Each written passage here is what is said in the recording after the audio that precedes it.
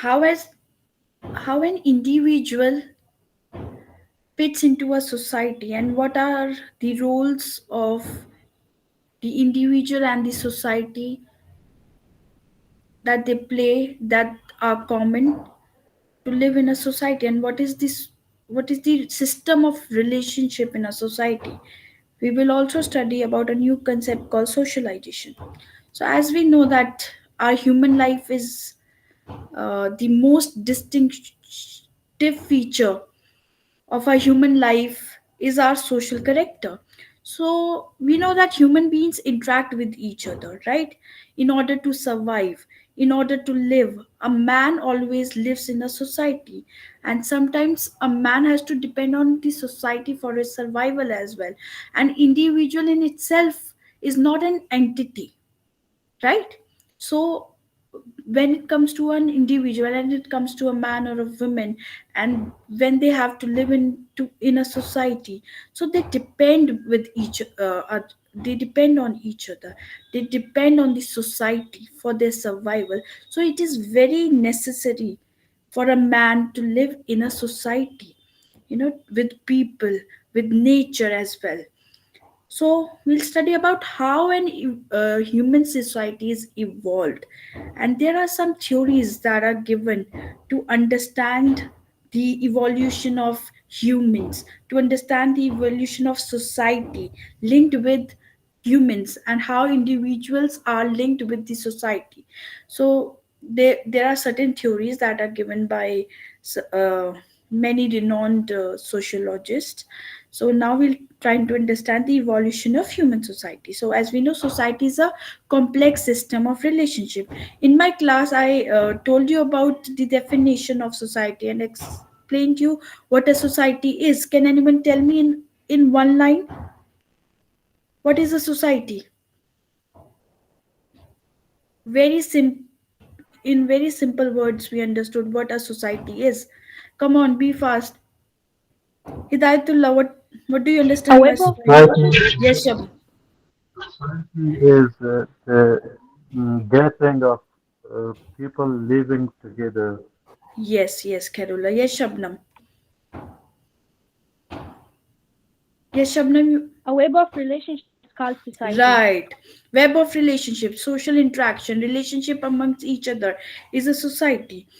So earlier, in primitive stage, or earlier when human evolution began, right, when human evolution began, society was very simple, and every individual, they used to have their individualistic life, and they used to live alone. It was, you can say, very easy in comparison to today's life. In primitive society, means in earlier stages, we used to be very homogeneous, there was no difference between each other. Homogeneity means no difference, we are similar to each other.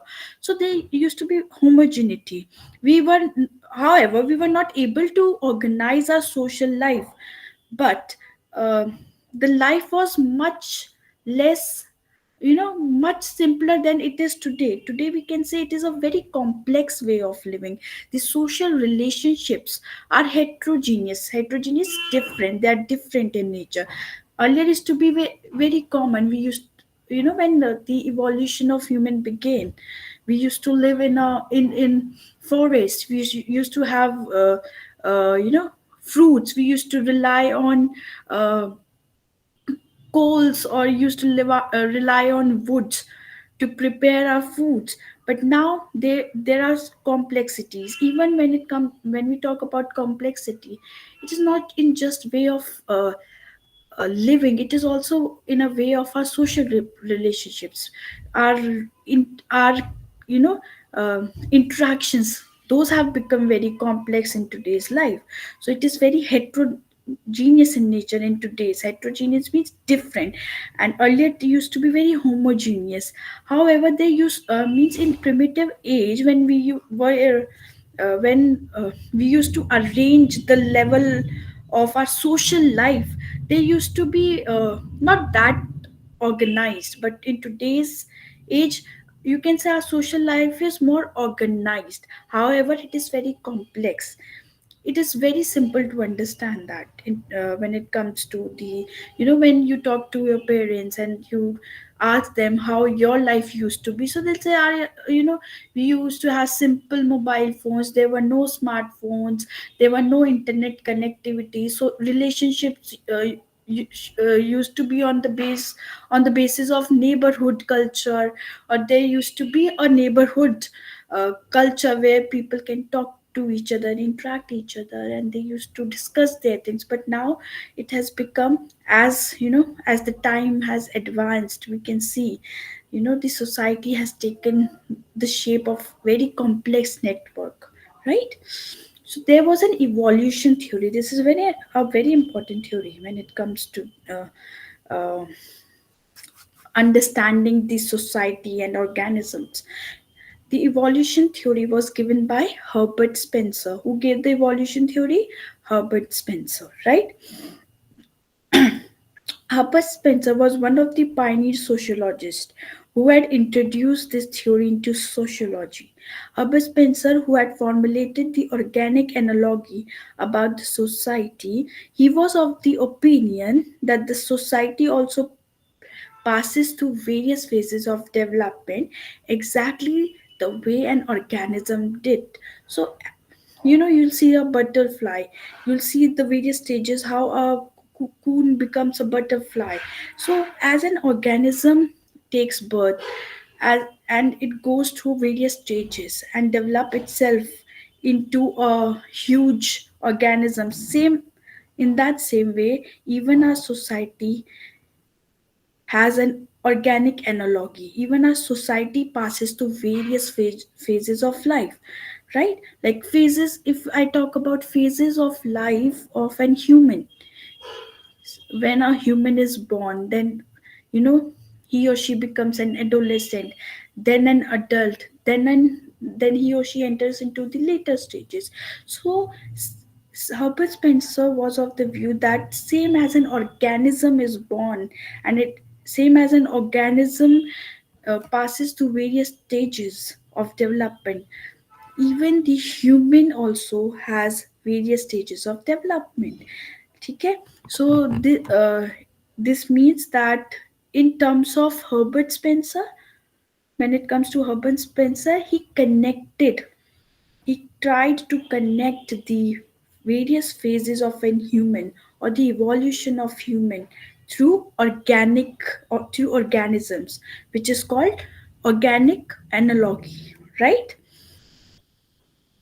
Then we will try to understand the development of society according to Auguste Comte. Auguste Comte is the father of sociology. Who is the father of sociology? Please remember, Auguste Comte, the father of sociology. He also presented a theory on the development of society.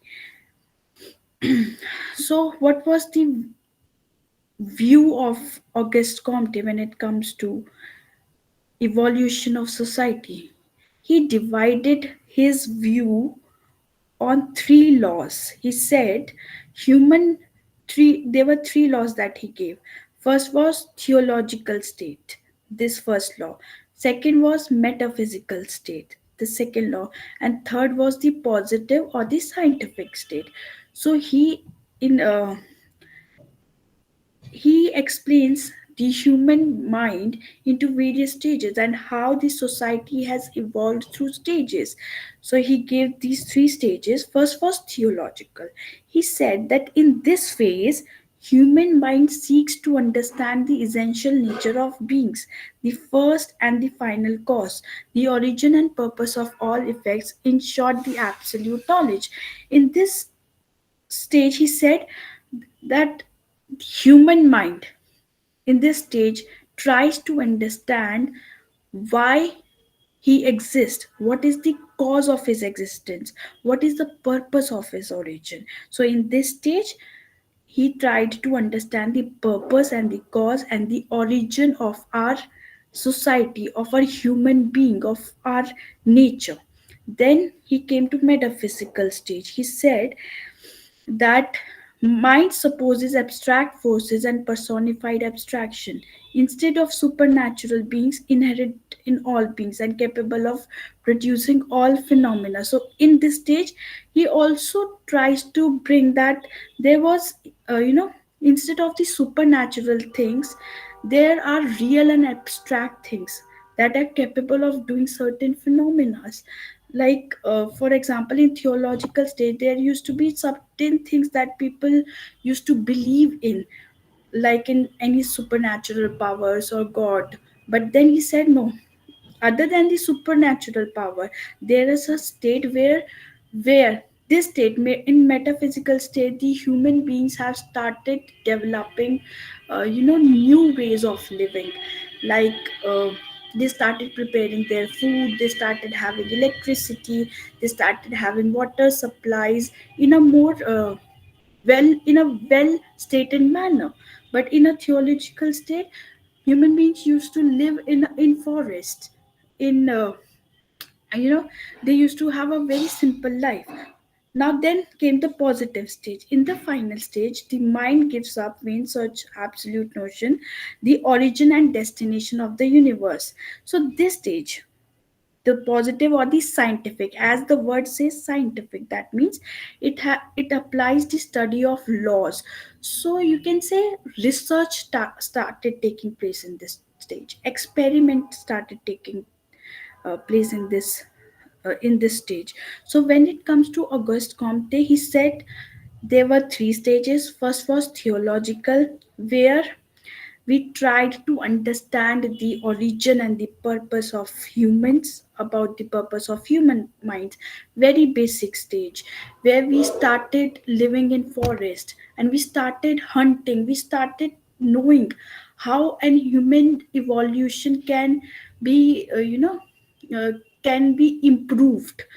Then we came in metaphysical state, where they started uh, mm, taking care of the phenomena, or of new inventions, like how food could can be cooked, how electricity can be there. So inventions started taking places in metaphysical. But the positive or the scientific state was the one where laws came into existence, where reasoning becomes important, logic becomes important, and people started proving their logics,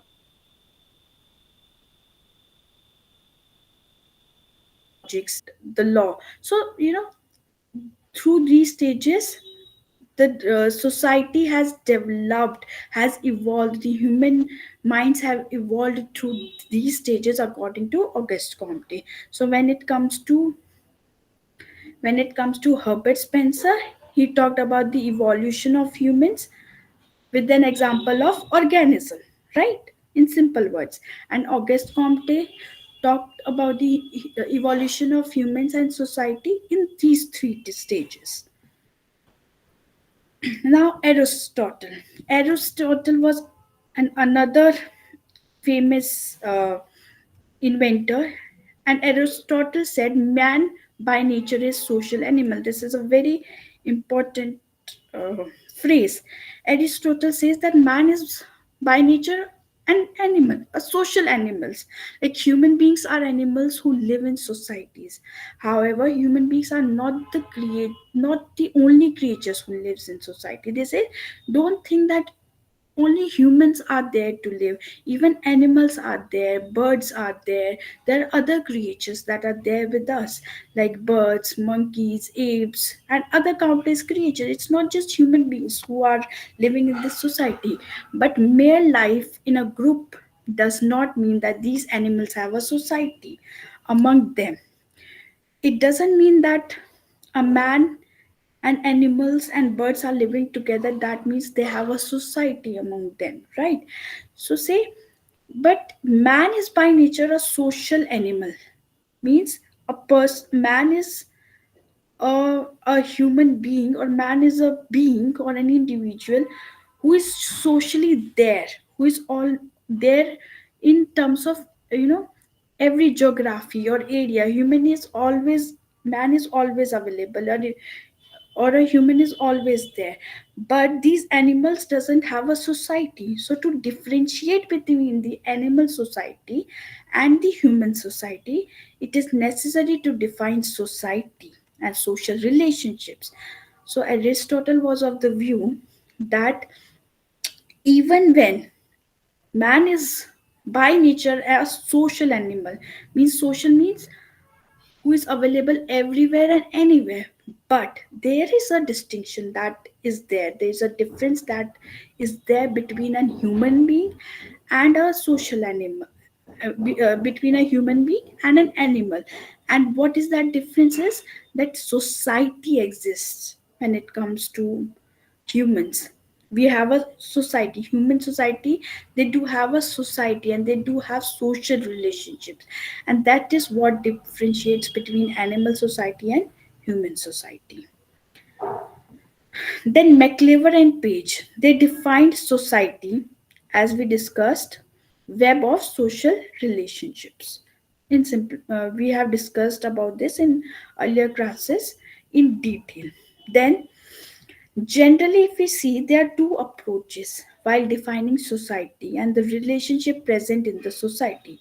So, while defining society and while talking about the relationships, you can have two approaches. First is functional approach, and second is structural approach. So functional approach, society is defined as a complex of groups in reciprocal relationships, means they interact upon one another. Reciprocate means if one is interacting, the other person is interacting, which is enabling human organisms to carry on their life activities and helping each other.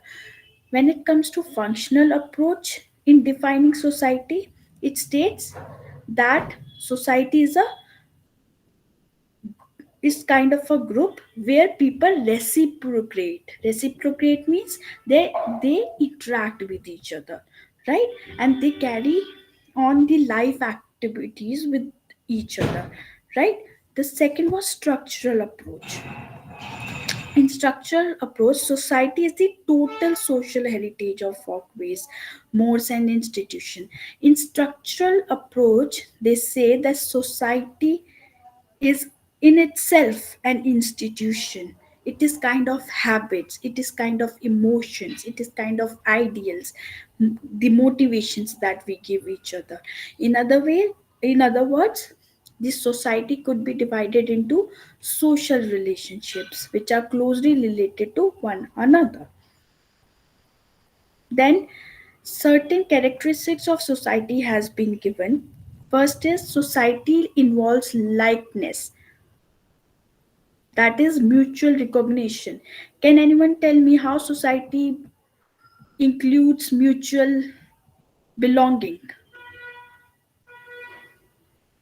How you can say that you are mutually belong to each other when it comes to society?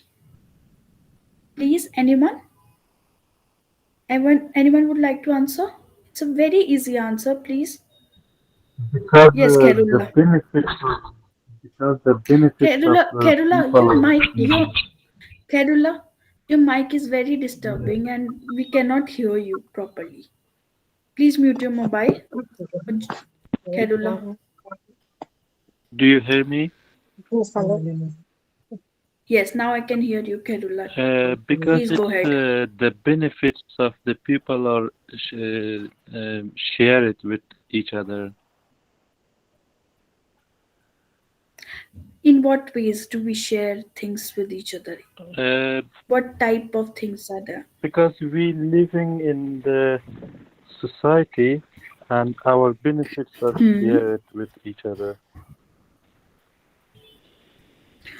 Like our helping nature, our kindness, we can help each other, right? Yes, yes. Because why we can help each other? Because we belong together in a society. We It's a belong web of together, yes. relationships. So there is a, yeah, because we belong to each other. Anyone else would like to comment? Kerala, mute your mic, please. Okay, let's go ahead.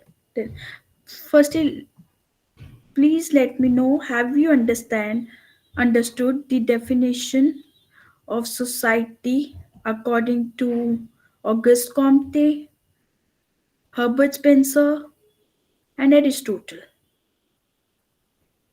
in simple ways, you can understand that Herbert Spencer gave evolution theory, talked about society by linking it with organisms, right? While Comte gave three stages. These are very important stages.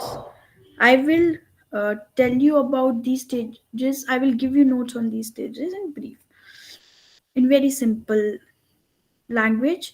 Earlier, the primitive stage when people started living in forests was theological. When people started making food, electricity, and creating certain invention was metaphysical. But when people started giving laws like Newton laws, when people started giving reasoning, observation, and starting doing research, was positive or scientific stage, right? Now Aristotle, he defined society by differentiating between man and an animal. And he says, what is the difference between man and animal?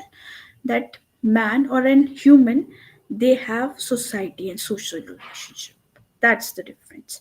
Now we are talking about characteristics of society. So society involves likeness, as we said. It includes mutual recognition, or it has a feeling of we feeling, we feeling, that we belong together. Society also involves difference. See, it doesn't mean that if there is a we feeling among a society, that then there are no difference. There are many groups within the society. There will be many political beliefs, there will be many religious belief when it comes to society. So it also involves differences also, right? It has interdependency in this. We have interdependency in the society. That means we have cooperation within the members.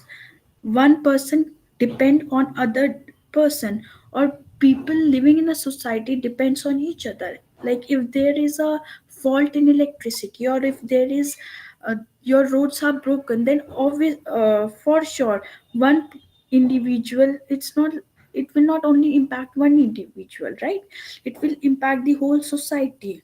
So there is interdependence in this society, which is very important, because individuals cannot live uh, you know in a society just by themselves. They live with each other. They have to have a cooperation with each other. Then there is multiplicity of relationship. Like how, see, the primary group, that is family, that is peer group. But there are other groups as well outside your family. There are possible n numbers of relationships that may exist, like friendship, like teacher to teacher relationships, student to teacher relationships. Now they can be a relationship with you know even with your shopkeepers. Like uh, that this is the person where I can go and have my things, and so you can rely, you can say that this is an honest person who uh, do not give you adulterated uh, you know your materials. You can trust on the person. So there are multiplicity of relationship. That means there are multiple relationship, just not family or your close one, but other than that also society has multiple relationships, right?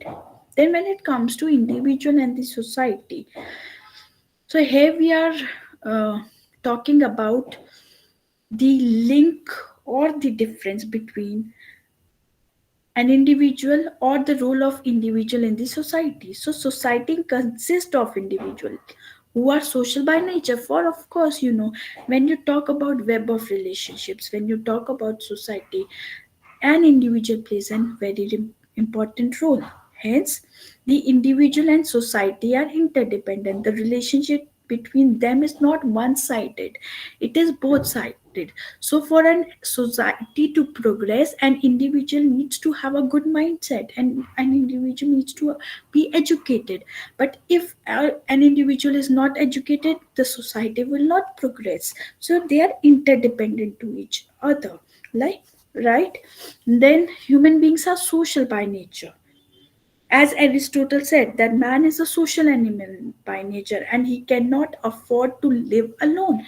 He's social, he's all over there, as I said, he's everywhere present, and he creates his relationships, he makes his relationships. That's what is the difference between a man and an animal is. So a society becomes important for an individual, or an individual is the person who uh, you know uh, make his presence feel in the society. So this is how we can understand how individual and society both are interdependent. Then necessity makes human beings social. Also, human beings live in a society because necessity compels them to, because they have a necessity, they have a need. There might be certain need of a person to live in a certain society. You may have a, you may want, for example, you may want to live in a society where people are open to your thoughts or to your culture or to your political views, any kind of views or any type of thoughts you have. You might want to engage yourself in that, you know that platform of the society. So you know that your need will be completed when you will live with the people you want to live. Then society determines personality. Obviously, it is not only just way of your survival or just you want to live in a certain area or location. There are fulfillment of needs that man lives in society, right? Like mental and intellectual development. You might want to live in a society, as I said, uh, that is educated. You want to live in a society which is open to your thoughts. So your intellectual and mental development is also dependent upon the is also dependent on the way of your society, is also dependent on how you are living in a society. Then there are certain theories when it comes to relationship between a man and a society. There are certain theories given. So the most first we talked about uh, the Herbert Spencer theory. Earlier we talked about this theory, the organism theory of society. So Herbert Spencer gave, and where he said, similar as an organism develops, the stage of an organism is there, similar is the stage of the individual. Individuals also have laws of development, they also have their stages through which they have to go to be a part of a society, or they do have stages of development, and they also have levels of growth, or the human body also grows in different stages, same as organism does. Now there is a theory given by Thomas Hobbes, right? So according, which is called social contract theory. So according to Thomas Hobbes, society is a means for protection of men against the consequence of their intolerant and conflicting nature. So he says man is an intolerant being, or man is intolerant, or he or she has a conflicting nature. A human being has a conflicting nature, or sometimes human beings are intolerant towards uh, things or other beings. So in social contract theory, he says society is means for the protection. Society should be the protection against what? Against intolerance, against conflicting nature of a human being. According to him, according to Thomas Hobbes, man in the state of nature was in the perpetual conflict. Means man is inherent to conflict with his neighbors on his account of his essentially selfish nature. Thomas Hobbes says that because man has selfish nature, and because man is intolerant and his conflict has a conflicted nature, so it is very difficult for him to become a part of the society. So every man was enemy to every man. Or to protect himself against the evil consequence, man has organized himself in a society in order to live in peace with all.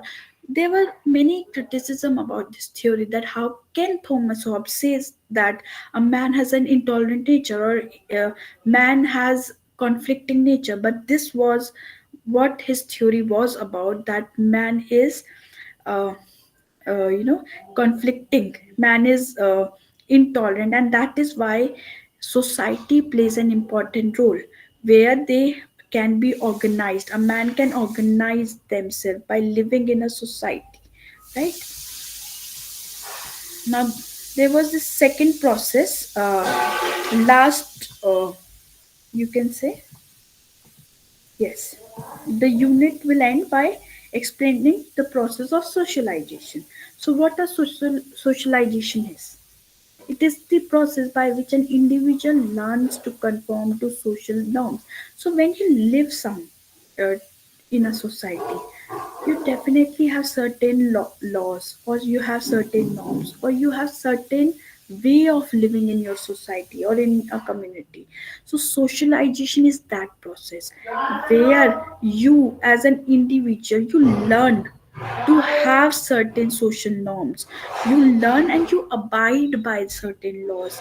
Like if your society or if your community you are living in says that you have to wake up at 5:30 a.m., for example, this is a law that is there in the society, or you have to wear certain kind of clothes, or you have to wear, you you want to have, you should, in fact you should have a certain way of living. So this is a norm that was created by a society or a community. So when you try to learn that norm, or when you try to abide yourself in that uh, environment, that is a process of socialization. Socialization has been accepted generally as the process by which an individual becomes a functional member of society. How functional? Because you start learning by what a society's rules are. You started living by their needs. So that is the process of socialization. Ogben says, a famous sociologist, Ogben, he says that socialization is the process by which the individual learns to conform to the norms of the group. He says a process in which an individual or a human being start learning to the norms or the rules of the group. That is the process of socialization is, as I just said, where you started living by learning the rules and the regulation of that culture or of that area or of that geographical location. That is the way you start socializing in a very layman language, or in a very uh, you know uh, as you say, modern language. Sometimes your friends say, come on, let's socialize. What does this statement means? Let's socialize.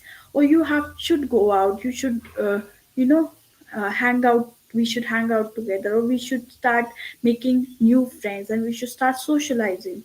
That means you should start conforming to new roles, new norms, and new way of living. That is what the process of socialization is.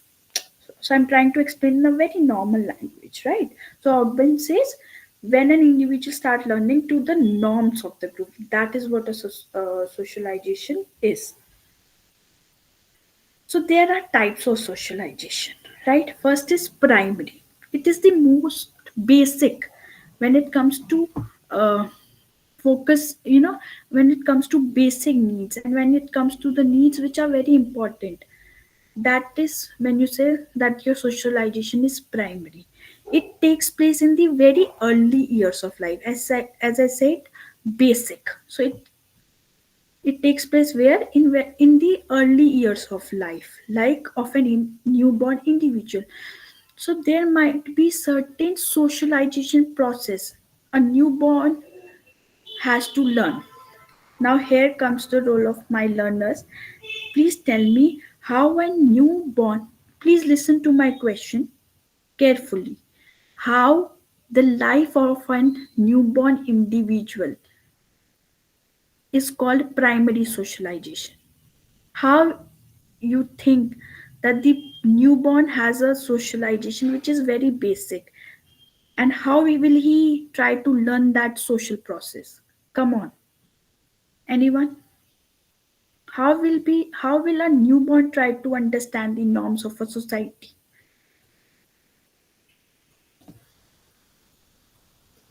Shabna? Ma'am, we are taught by us. Sorry, that Hidayatullah, please I, repeat yourself. I said they are taught by us. They are taught by us, yes. Yeah. So yes, mute yourself. Yes, as an individual, if you are a parent of an as a if you are a parent of a newborn individual, you start making them learn new skills, you start making them learn new language, right? So this is how the the newborn individual life is considered as a primary socialization.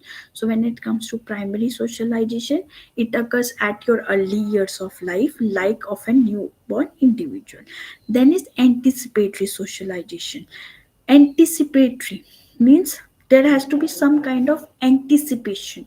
What do you mean by anticipation? Interest. You are anticipated to know something. So that kind of socialization means men not only learn the culture of the group of which they are members, but also they learn the group culture of a group to which they do not belong. So sometimes, if you want to you are anticipated, you are curious to know, all right, my culture has these values, but what about other culture? So this kind of socialization means when you want to explore, when you want to learn about the cultural or about any kind of you know about political, about religious views of other cultures also. So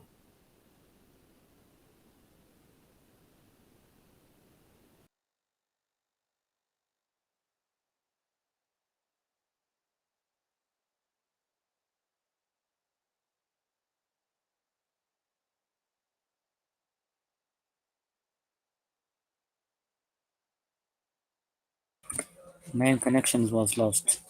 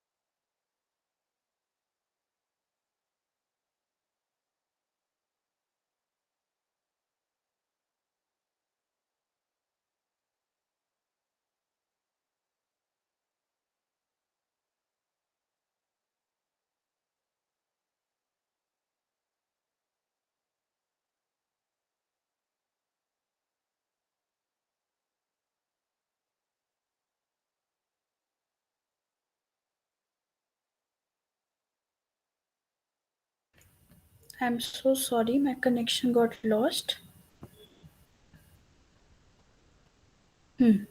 So are you able to hear me now?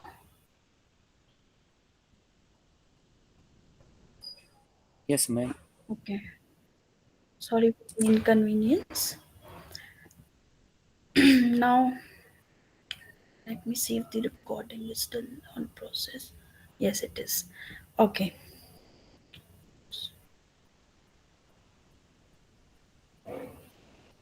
Now, so anticipation, when there is some curiosity to know about different culture, so man started socializing or starting learning by exploring the other parts of culture or other parts of group as well.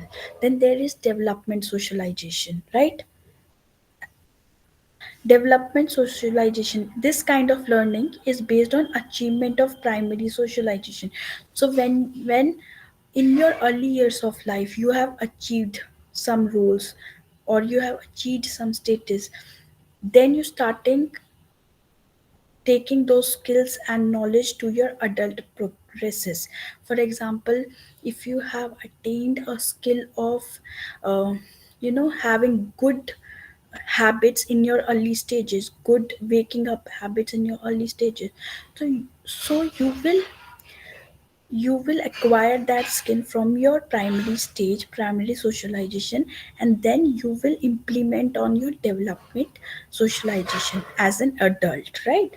Then re-socialization, not only two individual changes roles within groups, but they also change membership in different groups. So re-socialization is when you start learning rules, changing roles within your groups, and you start attaining new roles. For example, the best example of a real re-socialization is after a marriage, the girl has to adapt the new culture of her spouses and relation. So what do you mean by re-socialization? A girl was socializing at her own home, and then after marriage she has to go to another home to understand their socialization process, to understand how they uh, you know belong to society. So that is a best example of re-socialization. Okay, so here we end today's lecture, and the most important two units that were introduction to society, basic sociological concepts, and evolution of human society, nature and characteristics, right? Yes, anyone wants to say anything? Firstly, I want to say that I had an uh, interview today. There was a viva today, so that's why I joined classes after 2 hours. So sorry for that inconvenience. Rest. Anyone wants to ask anything? Yes, ma'am, I have a question. Yes. Difference